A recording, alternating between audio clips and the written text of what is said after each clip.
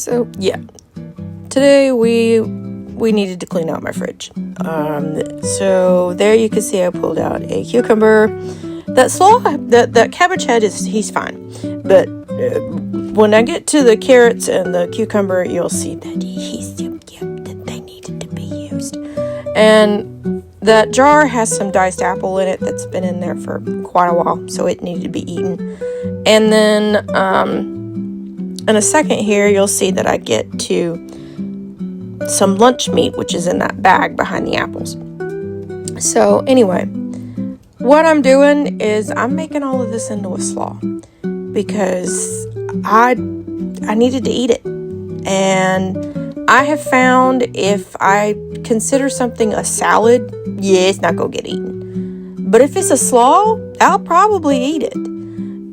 So anyway, I found the best way to keep cabbage is that I just keep it in the whole head like it was. And I just pull as many leaves off if I need.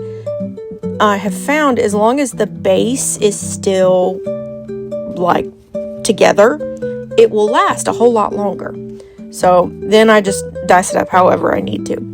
So here you can see I'm getting all those carrots done. Here I'm getting the meat out, and I am gonna add, use the bag as a nice little trash bag. Also, yes, those are paper towels that I'm using to dice this up on because my cutting board was dirty and I didn't have the spoons to do the dishes before I did this.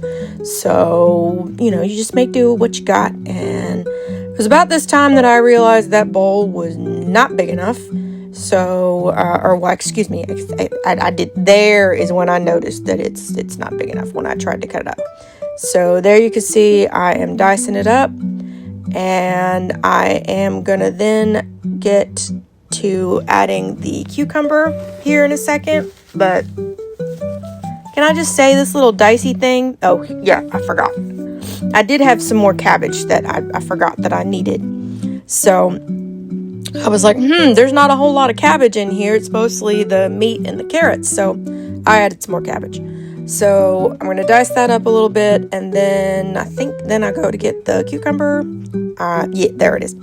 So I'm going to dice up the cucumber and add it as well. And then I start adding all of my seasonings, which, you can add whatever you want. I usually go with mayonnaise, Duke's, of course, and sugar.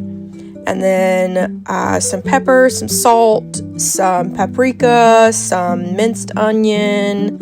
Sorry, I'm getting ahead of myself in this video.